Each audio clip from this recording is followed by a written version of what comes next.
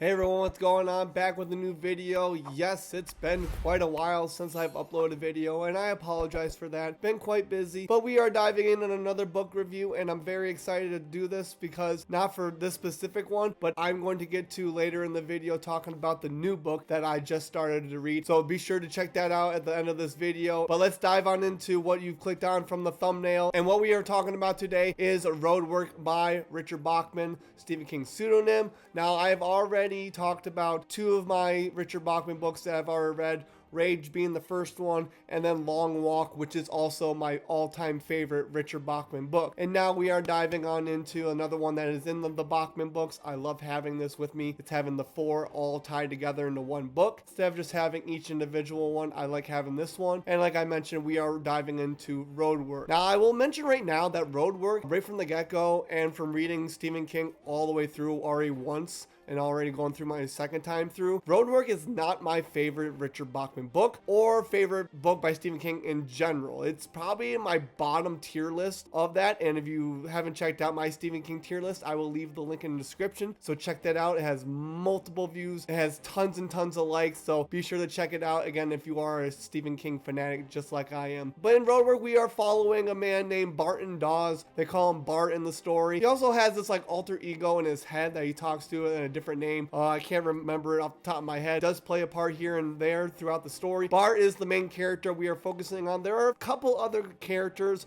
we are going to dive on into, such as obviously Bart's wife.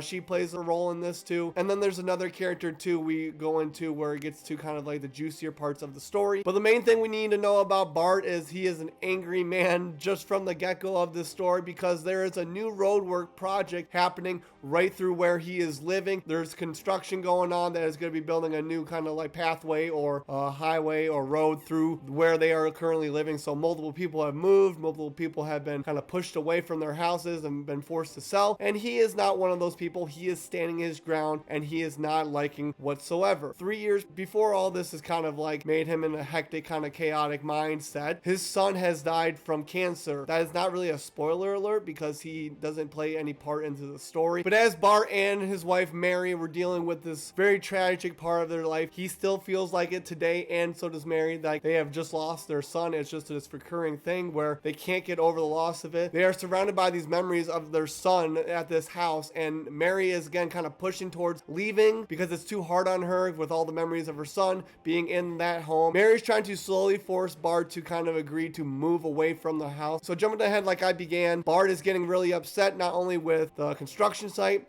his marriage is in jeopardy because him and Mary are kind of not on the same terms of living arrangements or where they want to live and stuff. They're having a fight. His marriage is on the rocks. And on top of all that, his job is in jeopardy too because he works at a laundromat. He basically is let go or leaves the job at the laundromat that he has because of certain like sabotage what he has done to the new facility that has happened in the laundromat. So the boss isn't liking it. And basically Bart tells his boss to go himself. All that being said, all this stuff is just piling and piling and piling on, in addition to obviously with him losing his job, that obviously is driving Mary to leave him, and again trying to, because she wants to live somewhere else, and the decisions that Bart is making is not clear. He's not thinking straight. He is hot-headed, bad temper. He goes home, he drinks himself almost to death. It's a lot for Mary to take on, and obviously for Bart to take on himself. So he's basically beating himself up all over this stuff because everything is basically falling on top of him, not going his way. Again, Stephen King with the Richard Bachman pseudonym as this book is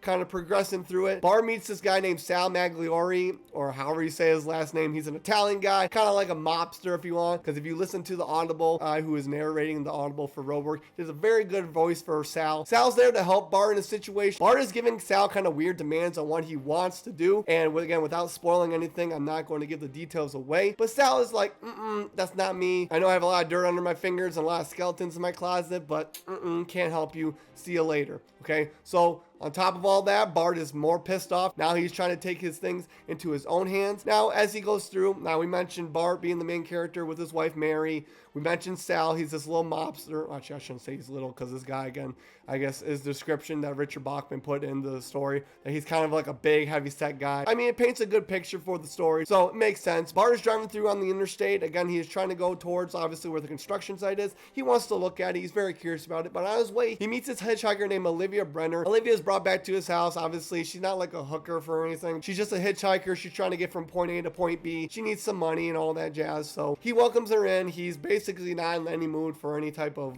well, I'll let you have the imagination of that. But he lets her in, you know, gives her dinner, gives her a roof over her head for a night, and then he takes her as far away the next day to as far as he'll go, drops her off, basically says goodbye. They lose contact for each other, but then later in the story, he kind of gets back in contact with her for specific reasons. I won't give the details away, but it's nothing super big. She does play a small role in this story, but it's just another character for Bart to run into in the story. Livia is just there, and then she's gone before you know it. Now, as we get through the story and we are working towards the end, like I mentioned, it's not my favorite one, but if you can tell by the thumbnail, or if you look at the cover of the different kind of ROADWORK books that are published out there are many in different editions to ROADWORK, you can tell that Bart has bought a lot of ammunition, guns, and certain type of explosives. Now, with what he's going to do with all that, you will have to find out yourself, because there is a little twist and turn with all this coming into play. He does go back to Sal. Sal kind of agrees to certain terms where it's not dealing with the guns or the ammunition. Bart actually goes and buys all that stuff on his own, but when he goes to Sal, he's asking for a certain favor, and he actually comes to agreement with Bart. They shake hands on it, whatever you want to call it, and then they go on and so forth. So when it leads to the end, it leads into an end that actually ends really quickly and abruptly. Not saying that was a bad thing, but the way that ROADWORK was and throughout the story, there are parts where it was boring. It was not really, you know, entertaining. There is a very small cast of characters in ROADWORK. So with all this being said, I do give ROADWORK, this is my first one, I believe, of my new read through of all Stephen King's work. I do give it 3 stars, mainly because, again, this is not my favorite of the Richard Bachman books,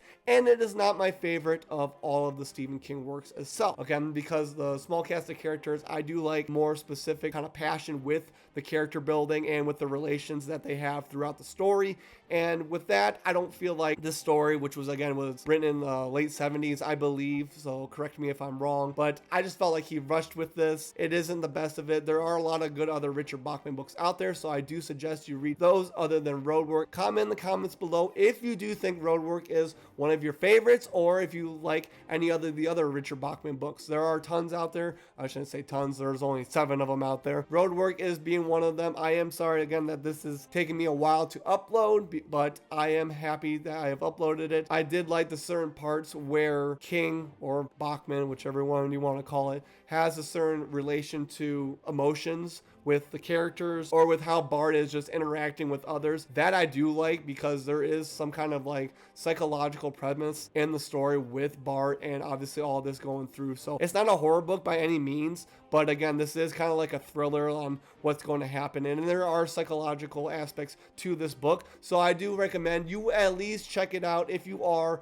a Stephen King fan and you want to read all of his work. You have to get through ROADWORK. It's not that long. In this, I can't tell you how long it is, but if it's just a regular book, it's got to be at least probably 300 pages, maybe max. So yeah, there's all of that. But what I really want to talk about is, so after ROADWORK, which I had this on my desk at work just sitting for a long time, I got in a little reading slump for this past month. Obviously, that's why I haven't been uploading lately. The slump was really kind of bothering me. But then the amazing thing happened on May 27th. And that is Stephen King's new release came out, and I did get it in the mail, and that is Never Flinch. Sorry. Now, this is just the dust jacket because I do have the book at work with me, and I do not want to ruin the dust jacket while I'm reading, again, because I am a teacher. I do not want the kids' little hands touching my book and ruining the dust jacket. So I wanted to keep this here safe. So Never Flinch, I am like 160, 150 pages through the book. I am liking it so far. I will mention this is a Holly Gibney book. If you do not know what that means, you will know if you go through chronological order, and you will see the other books and read the other books that Holly Gibney is in. So this is another Holly Gibney book. I am very excited to go through and read it, and that will be my next book to do a book review on. I have paused right through the journey of my Stephen King because I do it chronological order all the way through. I was not going to be able to wait all the way through to try to read Never Flinch at the end since it's his newest work. So I had to read it right now. I am enjoying it so far, and I will let you know when I upload that, because you will see obviously the uploaded video. But again, folks, I thank you very much. Oh, one last thing before I forget. I am currently, if I can think right now, I am at 900 and I think 87 subscribers. So I only need 13 more subscribers to break the 1,000 subscriber mark. I'm very excited that I'm getting so close to this mark. It is a really great milestone for me and my channel, for the passion I put into to talk to the book and music community, my subscribers, my viewers, all of you. Again, I always thank you because it means the world to me that you are supporting my channel and subscribing. So once I get to 1,000 subscribers, I hope it will be by this summer. I may do 1,000 subscriber gift card giveaway type of deal. So I have had a video that's really old, like I think it's like 2 years old or something like that, where it is 1,000 subscriber video on what I'm going to do with the gift card. So I may use similar things that were in that video, but I am going to make a whole new video so it is fresh when I do hit that 1,000 subscriber mark. So be on the lookout for that, and please spread the word of my channel. Let's get to this 1,000 mark. Please help me through this. Thank you, everyone. Again, I appreciate you all so much. It is the best having such a great, community to support me for my books and the music, the two things I love most. I think I've done enough blabbing for one video, but like I always say, last and least, my friends, please read your book cover to cover. We'll see y'all later.